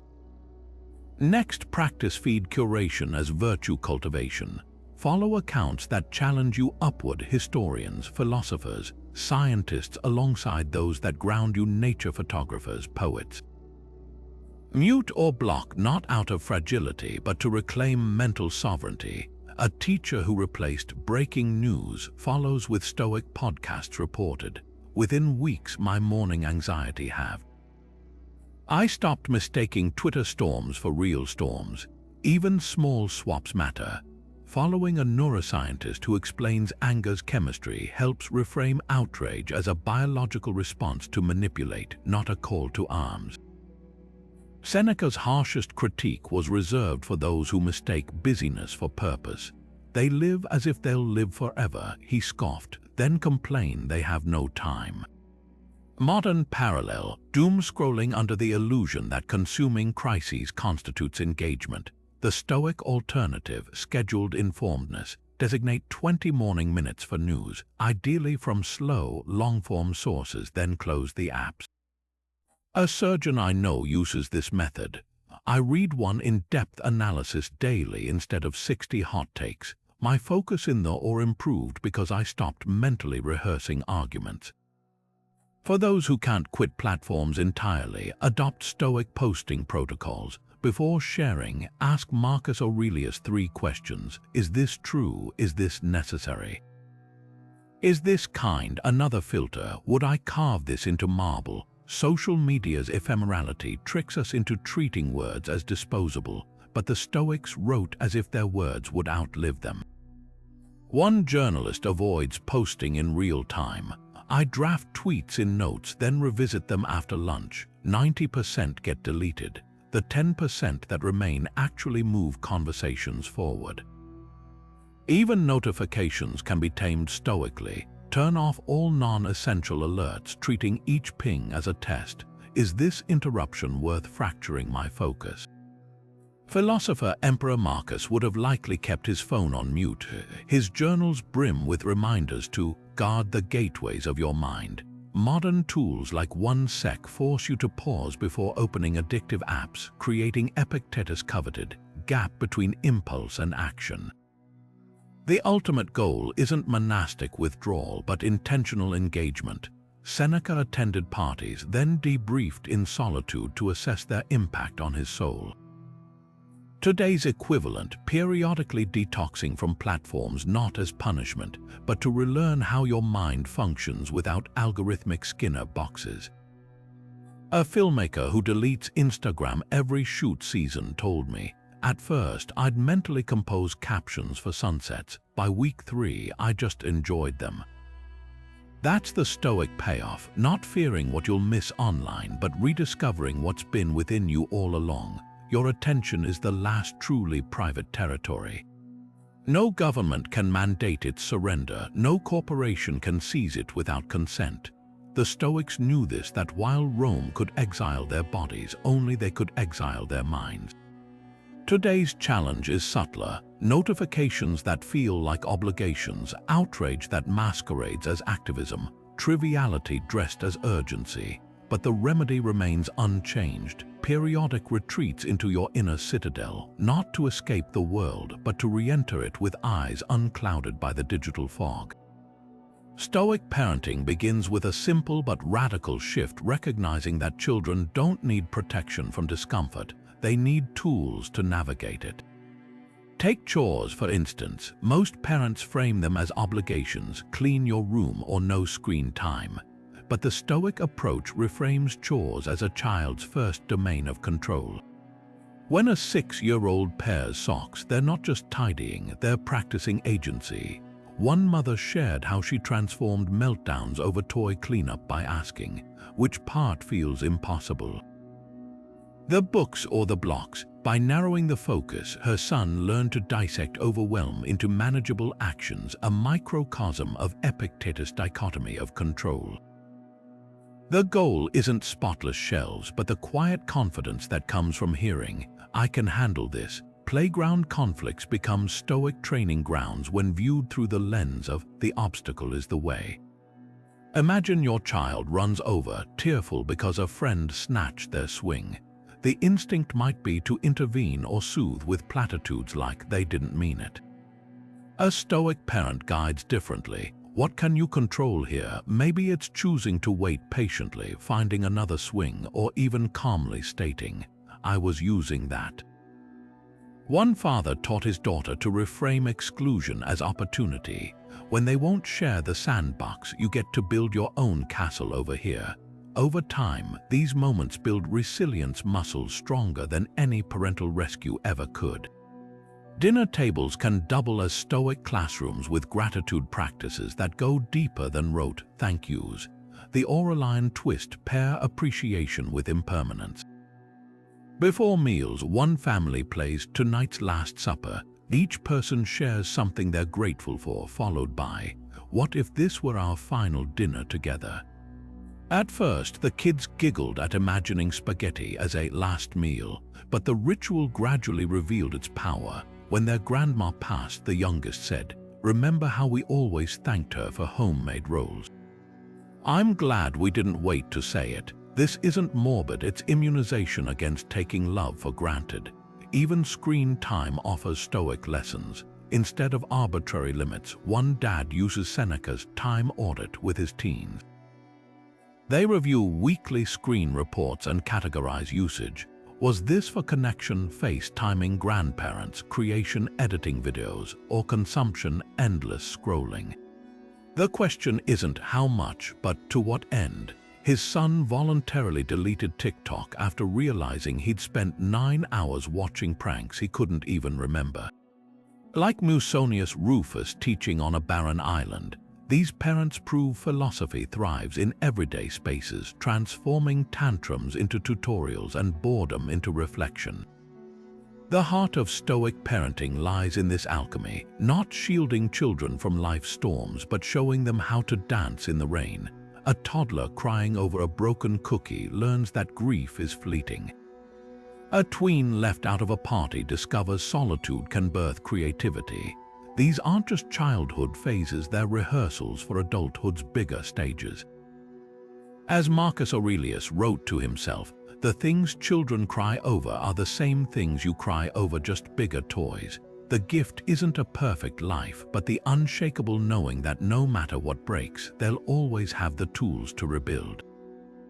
When COVID-19 wards overflowed and lockdowns stretched into months, an unexpected survival tool emerged from ancient scrolls: Stoicism's unflinching realism.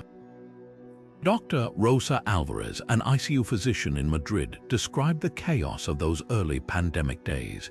We ran out of ventilators, beds, even body bags, but Epictetus' words became my triage tool: what's mine to control? My hands, my knowledge, my decision to show up. She posted Stoic quotes in staff lounges where exhausted nurses gathered, turning triage decisions into moral clarity drills. When families screamed at us for restricted visits, we didn't react. We asked, what would a wise healer do? That 5-second pause often revealed solutions like iPad goodbyes. Halfway across the world, a Tokyo ER nurse tattooed Marcus Aurelius, "The obstacle becomes the way," on her forearm. Faced with 72-hour shifts, she reframed exhaustion as endurance training. Every PP change was a meditation. Every collapse into sleep, a lesson in surrendering control. For those isolated at home, lockdowns became involuntary Stoic retreats. Italian chef Gianluca Morti lost his Michelin-starred restaurant but turned his tiny balcony into a philosophy classroom. Seneca wrote about exile, teaching him simplicity. He recalled, "So I cooked single-plate masterpieces with pantry staples, streaming lessons on finding abundance in lack." His Stoic feast videos went viral, inspiring prisoners in Texas to recreate gourmet meals from commissary ramen. In Rio's favelas, community leader Teresa Santos used Musonius Rufus' teachings on equality to organize balcony schools. Children shouted math problems between concrete towers while elders lowered baskets of books on ropes. "Stoicism taught us poverty isn't ignorance," she said. "Our real lack was thinking we needed perfect conditions to learn. The pandemic's cruelest test was grief, and here, Stoicism's nuanced approach to mourning proved vital." New York funeral director David Chen shared how he adapted Marcus Aurelius' journaling for bereaved families. "We'd hand them notebooks and say, 'Write what you couldn't say at the shrunken funeral.' One widow filled pages with letters to her husband, ending each with, 'This pain is the price of our love, and I'd pay it again.'" Chen called it Amor Fati for the broken-hearted. Online Stoic grief circles formed, blending ancient maxims with modern psychology. A Zoom group of COVID survivors practiced negative visualization, not to dwell on loss, but to spotlight unexpected gains: a son relearning his deceased mother's recipes, a nurse cultivating orchids from the ashes of burnout. Perhaps the most profound lesson came from Wuhan's makeshift hospitals, where Dr. Lai Wen adapted Epictetus' dichotomy for terrified patients. "We made a poster, control circle for medication compliance and deep breathing, release circle for government policies and recovery timelines." Patients added their own insights. One sketched viral particles in the release circle with the caption, "Let scientists worry about these." The poster spread globally, even appearing in a London field hospital. Stoicism's flexibility shone brightest here, a slave's wisdom from Nero's era repurposed by masked nurses in a 21st century crisis. As vaccines rolled out, the philosophy's afterglow remained. Melbourne psychotherapist Dr. Elise Park incorporated premeditatio malorum into long COVID recovery, having patients rehearse worst-case fatigue scenarios. They'd visualize missing a wedding but plan joyful alternatives, a heartfelt letter, a video toast. When fatigue actually hit, they weren't blindsided. In Toronto, subway ads featured Seneca's, "Every new beginning comes from some other beginning's end," beside images of shuttered businesses turned into community kitchens. The pandemic didn't make Stoics of everyone, but for those who listened, it revealed how philosophy's oldest questions could still anchor humanity through its newest storms. If you picture Stoics as stone-faced philosophers who never cracked a smile, history begs to differ, starting with Cato the Younger, whose razor-sharp wit could slice through Senate debates like a hot knife through butter. When an opponent hurled insults during a heated argument, Cato didn't retaliate with anger. He quipped, "I'd rather people question why I'm not honored than why I am." The crowd erupted in laughter, leaving his adversary deflated. This wasn't just cleverness, it was tactical humility, a way to disarm hostility while exposing its absurdity. The Stoics didn't reject joy, they refined it, treating humor as a crowbar to pry loose life's ridiculous contradictions. Take self-deprecation, another Stoic superpower. When Seneca, one of Rome's wealthiest men, tripped on his ornate robe during a speech, he didn't bristle with embarrassment. He grinned and declared, "See how even my clothes rebel against my vanity." By laughing at himself first, he robbed the moment of its sting. Modern psychology backs this. Studies show self-deprecating humor reduces social anxiety and fosters connection. A tech CEO who practices this told me about botching a product launch. Instead of hiding, he opened his next presentation with, "Turns out our app wasn't revolutionary, just revolting." But version 2.0 won't make you gag. The room's tension dissolved and his team rallied. But Stoic humor runs deeper than snappy one-liners. It's a lens for life's inherent absurdity. Epictetus, the slave-turned-teacher, joked that fearing death was like a ship fearing harbor. His students learned to spot life's ironies. The emperor obsessed with conquest yet terrified of assassination. The merchant hoarding gold but starving for meaning. Today, this might look like laughing when your meticulously planned vacation gets derailed by a monsoon. Of course it rains. You sigh, snapping photos of your drenched picnic. The universe loves a good plot twist. This isn't resignation, it's resilience with a smirk.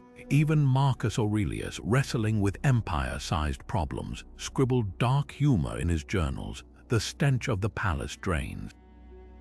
The sycophant's endless flattery, oh, and the barbarians are at the gates again, marvelous. His sarcasm wasn't cynicism, it was pressure relief for a man who couldn't scream in court.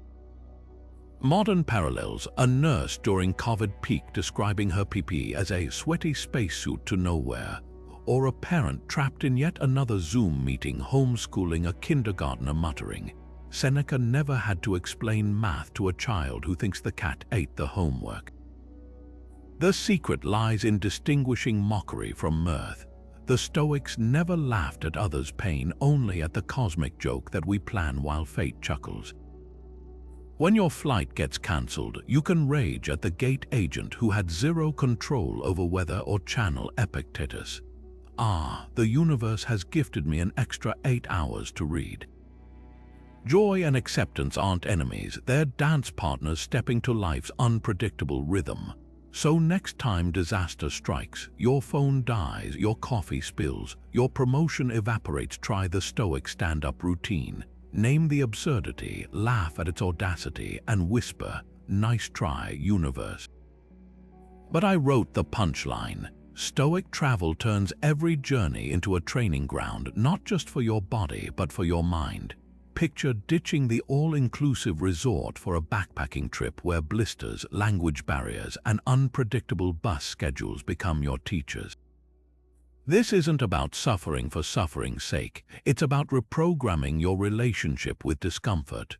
When you wake up in a hostel with a stiff back and a broken shower, you're not just enduring, you're practicing Epictetus's lesson. It's not what happens to you, but how you respond.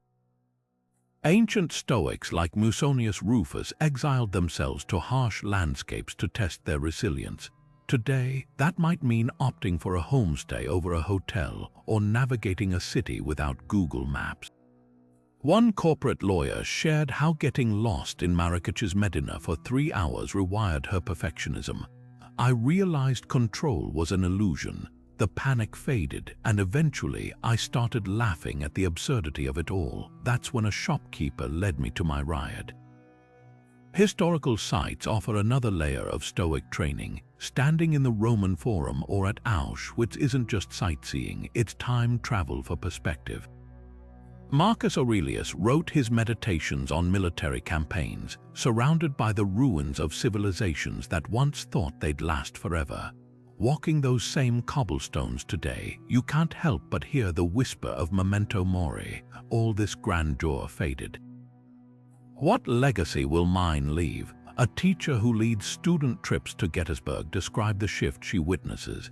Kids obsessed with Instagram likes grow quiet when they stand where soldiers died for ideals. Suddenly, their urgent dramas feel smaller. Seneca's quip about ships and destinations gains new weight here. Touring the Colosseum isn't about checking a box, it's about letting its broken arches reframe your understanding of power, time, and what truly endures. Purposeful exploration also means embracing what the Stoics called apatheia, not apathy, but freedom from destructive passions.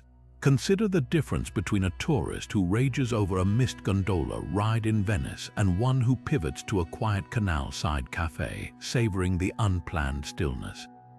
The latter embodies Seneca's advice in On Travel. What good are new countries if you carry the same restless mind? Modern, slow travel movements echo this, choosing to live in a village for weeks, learning its rhythms rather than ticking off landmarks. A digital nomad in Lisbon practices this by setting daily intentions. Today, I'll master 5 Portuguese phrases, or I'll notice how locals turn delayed trains into social time. The destination becomes secondary to the inner voyage. Even packing offers Stoic lessons. The minimalist who stuffs a single backpack isn't just saving luggage fees. They're proving Epictetus's claim that wealth consists not in having great possessions but in having few wants. Compare this to the overpacker hauling suitcases of just-in-case items, their anxiety literalized in excess weight. One ultralight traveler laughed, recounting how a ripped shirt forced her to buy local garb in India. That kurta became my favorite outfit. Losing something taught me what I actually needed. The ultimate Stoic travel hack, transforming delays into dojos. Flight cancellations aren't failures, they're impromptu exercises in Amor Fati. Stranded in an airport, you could fume at the gate agent, or you could channel Marcus Aurelius. The obstacle becomes the way. A filmmaker stranded by a typhoon in Manila used the extra days to storyboard his next project in a cafe. The storm gave me what I'd been too busy to create, he said. Even jet lag, that universal traveler's curse, becomes a chance to observe your mind's resistance to change and its eventual adaptability. Stoicism doesn't just make you a better traveler, travel makes you a better Stoic. Every missed connection, every awe-inspiring vista, every humbling encounter with a culture that does things differently, they're all live rehearsals for life's bigger upheavals. As Seneca wrote while sailing to exile, a man who has not weathered storms cannot know the strength of his own anchors. Your next trip, whether to a mountain summit or a war memorial, isn't an escape from reality. It's a return to what's most real within you. Stoicism's fingerprints appear in places you'd least expect, like early Christian theology. When the Apostle Paul wrote his letters about finding contentment, whether living in plenty or in want, historians hear echoes of Seneca's teachings on indifference to external conditions. The desert monks of the 4th century practiced a rigorous self-discipline startlingly similar to Epictetus' mental training, isolating themselves not to escape the world, but to master their desires. Even the concept of bearing one's cross mirrors the Stoic ideal of Amor Fati, not passive suffering, but conscious acceptance of life's burdens. This cross-pollination wasn't accidental. Early church fathers like Ambrose and Augustine explicitly cited Stoic texts, adapting their virtue ethics while replacing the Logos' divine reason with Christ. The Stoic emphasis on controlling perceptions found new life in Christian teachings about guarding one's thoughts, as if the soul were a fortress. Yet key differences emerged. Where Stoics sought self-sufficiency, Christians leaned on divine grace. This tension birthed a hybrid resilience. The Serenity Prayer's courage to change what I can is pure Stoicism, while its accept what I cannot carries a theological surrender foreign to Seneca's self-reliant ideal. Fast forward to 20th century psychology, and you'll find Stoicism resurrected in cognitive behavioral therapy. Dr. Albert Ellis, CBT's pioneer, openly credited Epictetus as his primary influence, specifically the maxim, "People are disturbed not by things but by their opinions about them." Modern therapists train clients to dispute irrational beliefs much like a Stoic would cross-examine impressions. Is this thought true? Is it helpful? The parallels run deeper. Just as Seneca journaled nightly to assess his progress, CBT patients complete thought records, where Marcus Aurelius practiced premeditatio malorum to desensitize himself to fear, exposure therapy gradually introduces patients to anxiety triggers. Even the Stoic dichotomy of control appears verbatim in trauma work. Survivors learn to focus energy on their recovery actions rather than obsessing over unchangeable past events. One crucial divergence, Stoicism's occasional harshness, endure and renounce, softened into CBT's self-compassion. Yet the core remains. Both treat the mind as a garden where weeds of distortion must be uprooted daily. Silicon Valley's tech titans have co-opted Stoicism as the ultimate productivity hack. Venture capitalists carry pocket meditations while startup founders preach the obstacle is the way during pivots. But this modern strain often strips Stoicism of its ethical backbone, reducing it to mental toughness for capitalist conquest. Compare Ryan Holiday's Stoic CEO archetype calm under investor pressure to the original philosophers who critiqued wealth and status as preferred indifference. The ancient Stoics would likely scoff at using their teachings to optimize hustle culture. Yet there's brilliance in how entrepreneurs apply negative visualization. Airbnb's founders reportedly gamed out total platform failure during early growth, which later helped them navigate COVID-19 travel collapse with strategic agility rather than panic. Philosophical critics like Mitchell Foucault sparred with Stoicism's emphasis on self-mastery, arguing it bred repression rather than freedom. His care of the self concept urged continuous self-examination too, but where Stoics sought dominion over passions, Foucault celebrated their fluid exploration. Feminist scholars note how Stoicism's rational ideal historically excluded women's emotional experiences, though figures like Musonius Rufus challenged this. Even the Dalai Lama has weighed in, praising Stoic resilience while cautioning against its potential to suppress compassionate vulnerability. These tensions reveal Stoicism's elasticity. It's not a monolithic doctrine, but a living tradition that morphs across eras. A mindfulness app today might blend Seneca's journaling prompts with Buddhist breathwork, while a marine medic stitches Stoic endurance to trauma-informed care. What makes Stoicism endure isn't rigid dogma, but its chameleon-like ability to address each generation's ailments. Early Christians needed its discipline to withstand persecution. The Enlightenment's thinkers used its reason to challenge dogma. Modern therapists repurpose its cognitive tools for depression. Even critics who reject its edges, like Foucault or feminist philosophers, often end up in dialogue with its core questions about agency and meaning. Like a river that carves new channels while keeping its essential flow, Stoicism persists not by staying pure, but by merging with whatever waters it meets, quenching thirsts its original practitioners could never have imagined. These 50 Stoic insights aren't just ideas to admire, they're tools to wield, each one a chisel for shaping a mind that stands unshaken amid life's chaos. But here's the truth the Stoics knew well: wisdom isn't collected like trophies on a shelf. It's forged in the daily grind of choices. Marcus Aurelius didn't wake up one day magically enlightened. He scribbled reminders to himself like a man reforging his instincts one sentence at a time. Neither Seneca nor Epictetus promised instant tranquility. What they offered was something far more durable, a path, not a shortcut. Think of it like building physical strength. You wouldn't expect a single workout to transform your body, yet we often demand immediate results from mental exercises. Stoicism works the same way. That moment when you pause before reacting to a rude comment, that's your prefrontal cortex doing its reps, choosing gratitude over complaint during a delay.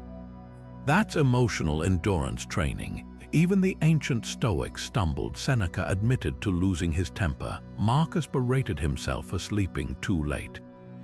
The goal was never perfection, but persistence. So here's your invitation. Don't try to master all 50 insights at once. Pick just one this week, the one that resonates most or the one that feels most uncomfortable. Maybe it's practicing Amor Fati when your commute derails, or asking, is this within my control? During a work conflict, test it like a scientist. Observe what shifts in your reactions, your stress levels, even your sleep. The Stoics didn't write their words for dusty scrolls. They wrote them for moments exactly like yours: frustrations, heartbreaks, and all the tiny trials in between. And when you've tried it, come back here. Tell us in the comments what unfolded. Did negative visualization soften a fear? Did the view from above shrink a worry? Your story might be the spark someone else needs to start their own practice, because Stoicism at its heart was never meant to be solitary. It's a conversation across centuries where Epictetus whispers to a single parent in Tokyo and Marcus guides a student in Sao Paulo.